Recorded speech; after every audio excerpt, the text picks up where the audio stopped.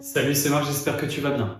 Aujourd'hui, on va donc voir comment perdre 1 kg de gras. Un cas concret, on va donc justement voir à travers les 3 méthodes que j'ai expliquées dans ma précédente vidéo, le déficit calorique, le rééquilibrage alimentaire et l'activité physique. Donc comment mettre en place à travers ces 3 méthodes-là une perte de gras de simplement 1 kg. Alors déjà, le gras se trouve où? C'est dans le tissu adipeux qu'on le retrouve. Donc chez les hommes, c'est autour de la ceinture abdominale, chez les femmes, c'est localisé au niveau des cuisses, des hanches, des fesses et aussi autour des seins. Donc le tissu adipeux, qui est donc le tissu du gras, est rempli de triglycérides, ces fameux, donc justement les molécules qui sont riches en énergie. Et 1 gramme de triglycérides, c'est 9 kcal. Ce qui veut dire que pour 1 gramme, 9 kcal, si on veut 1 kg de gras, c'est donc 9000 kcal. Alors là, ça va mettre vraiment en lumière ce que je te disais sur le long terme. L'objectif, c'est donc de comprendre que c'est les effets cumulés, l'effort jour après jour qui va payer sur le long terme. Et j'en reviens encore une fois de plus à dire que la perte de gras rapide et facile sur le court terme,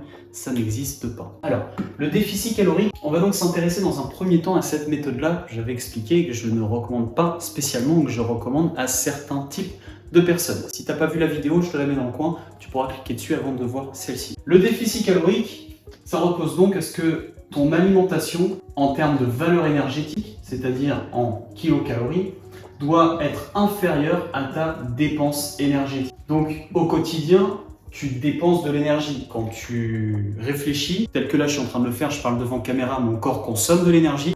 Quand tu montes des escaliers, quand tu es au volant de ta voiture, peu importe, tu consommes de l'énergie. Le jour où tu arrêtes de consommer de l'énergie, tu seras mort. Donc en fait, même durant ton sommeil, les cellules, pour pouvoir justement continuer de fonctionner, utilisent de l'énergie. Et cette énergie-là, elle est obtenue à travers la calorie que tu apportes à travers ton alimentation. Donc là, en fait, si on fait simplement un déficit calorique sans prendre en considération l'activité sportive, si tu fais pas d'activité et que tu es simplement une personne qui se dit je vais me restreindre, et ça c'est le cas de beaucoup de personnes, on va voir en fait que cette solution-là est très compliquée à mettre sur long terme justement pour perdre simplement 1 kg. Alors, disons que tu fais 85 kg, d'accord? Tu pèses 85 kg et tu manges environ 2000 calories quotidiennement. 2000 calories, c'est donc la quantité d'énergie qu'il faut pour maintenir tes 85 kg.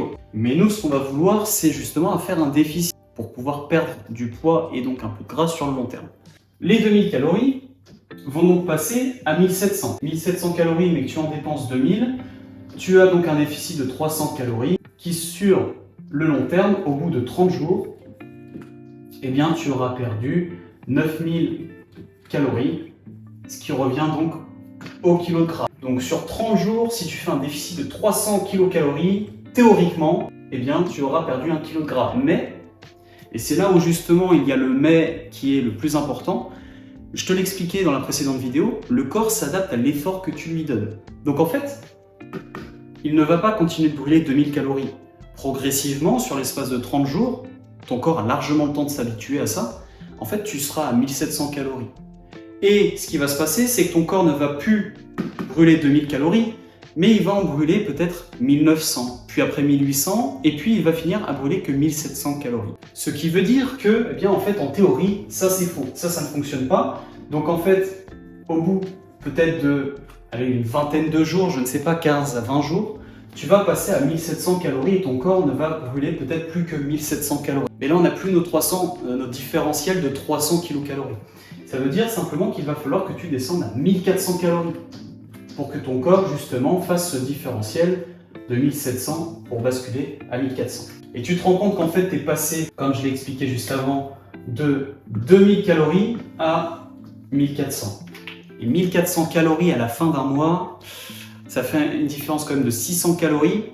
Et ce qui se passe, c'est quoi? C'est qu'en fait, tu as gardé ton gras, grossièrement, mais tu as perdu en muscle. Si tu ne bouges pas, ton corps s'est adapté. Tu ne lui as pas fait d'effort physique, donc en fait, ton corps a dégradé la masse musculaire et il a gardé le gras comme source de réserve, comme source en fait de survie. Et c'est pour ça que je l'explique, le déficit calorique n'est pas fait pour tout le monde.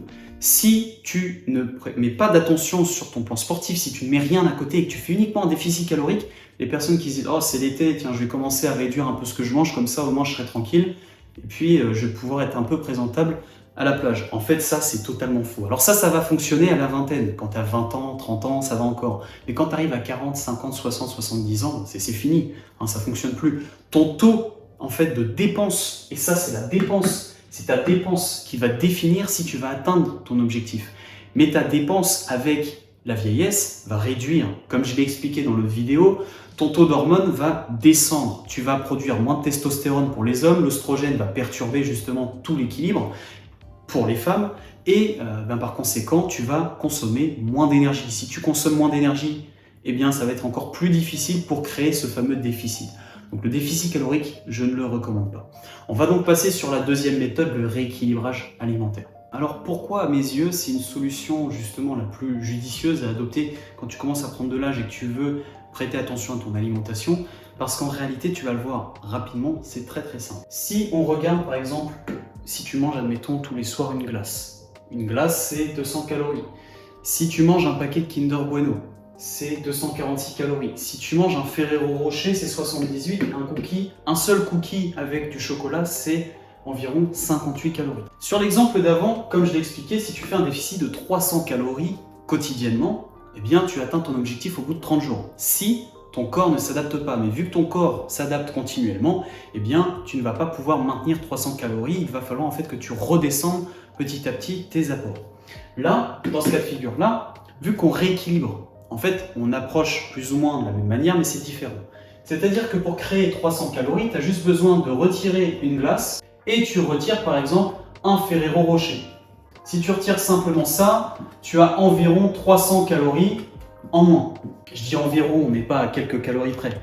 Mais simplement le fait de réajuster et de manger au meilleur moment de la journée, ton corps va utiliser l'énergie que tu lui donnes. Si tu lui donnes toute l'énergie le soir, avant qu'il s'endorme, eh bien il va tout stocker. Il n'aura pas le temps de dépenser. Le soir avant de t'endormir, tu penses bien que ton corps, du coup, ne va pas dégrader et utiliser tout ce que tu as mangé. En fait, il va le stocker et il va le transformer en triglycérides et ce sera du gras par la suite.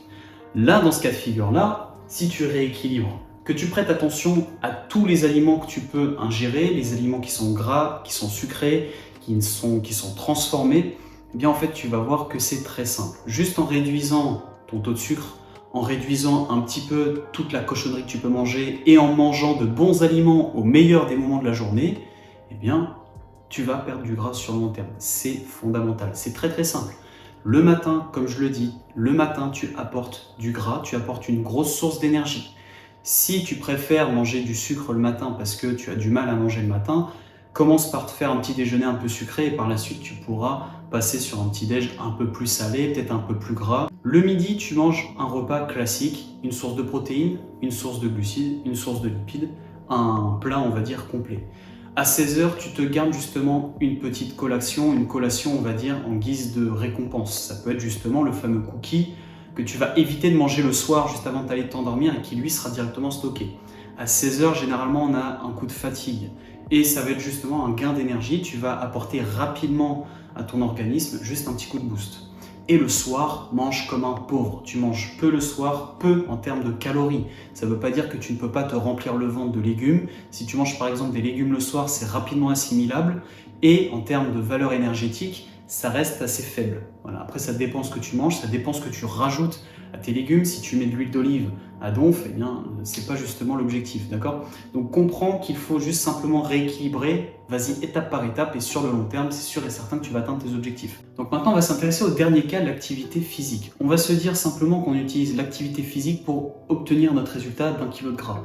Donc, on ne tient pas compte de tout ce qu'on pourrait mettre en place sur le plan alimentaire, comme je l'ai cité précédemment. Alors, on va voir ces chiffres-là avec des pincettes et on va bien évidemment se prendre du recul parce que, comme je l'ai expliqué, le corps s'adapte à l'effort que tu lui donnes. Donc petit à petit, si tu fais de la marche quotidiennement, si tu fais de la course à pied quotidiennement, si tu fais du vélo quotidiennement, ton corps sera de plus en plus performant pour la marche, pour la course, pour le vélo, ce qui veut dire qu'il va consommer de moins en moins d'énergie. Donc, 30 minutes de course. Si 30 minutes de course pour 85 kg te fait brûler environ 325 calories, et ça je le dis bien, c'est environ, en l'espace donc de 28 jours, tu auras atteint ton objectif. Puisque pour brûler 9000 calories avec 325 calories par jour, eh bien tu vas l'atteindre en 28 jours.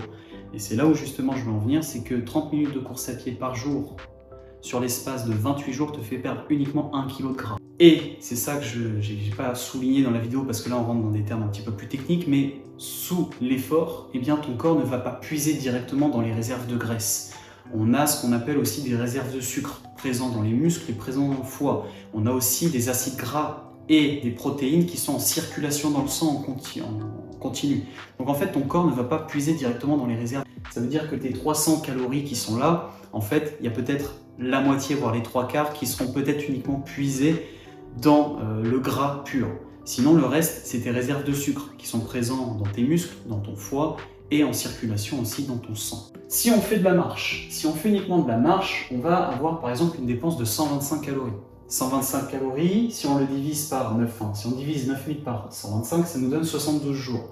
Ça fait donc plus de 2 mois. Il va falloir donc plus de 2 mois si ton corps ne s'habitue pas, encore une fois de plus, vu qu'il s'y habitue, en fait ça va mettre encore plus de temps, ce sera peut-être 80 jours, avant de perdre 1 kg de gras. Donc la marche, en fait ce qu'il faut prendre en compte, c'est qu'il faut voir vraiment le long terme. Et c'est sur le long terme que tu verras tes efforts récompensés.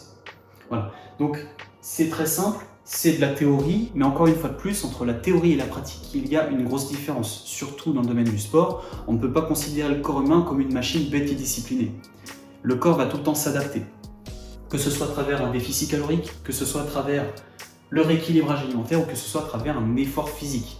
Petit à petit, en fait, il va s'habituer et il va consommer moins d'énergie. C'est comme ça, c'est ce qui lui a permis justement de survivre. Il faut vraiment prendre en considération tout ça, prendre du recul et se dire j'adopte un rythme de vie sain. En fait, ce qu'il faut vraiment se mettre en tête, c'est que ça va devenir ton style de vie. Il faut obligatoirement que tu mettes dans ton quotidien de la dépense et que tu mettes aussi un effort sur ton plan alimentaire si il n'est pas bon du tout et qu'il peut être revu. Voilà, j'en ai fini pour la vidéo. Si jamais elle t'a plu, n'hésite pas à me le faire savoir avec un like, à m'écrire un message en commentaire et à t'abonner à ma chaîne. J'ai fait aussi un petit Google Form, c'est un petit document qui est en description, il y a un petit lien dessus, je t'invite à le remplir puisque ça me permettra d'y voir un peu plus clair. D'ailleurs, cette vidéo-là, les 2 vidéos que j'ai faites concernant la perte de poids, c'est justement parce qu'on me l'a demandé, donc c'est pour ça que j'y ai répondu. Si jamais tu as envie de voir certains types de vidéos sur la chaîne, je t'invite à y répondre, ça prend 2 minutes et moi ça va me permettre de savoir ce que tu as envie de voir sur la chaîne. Comme d'habitude, on se dit à la prochaine et surtout, prends soin de toi.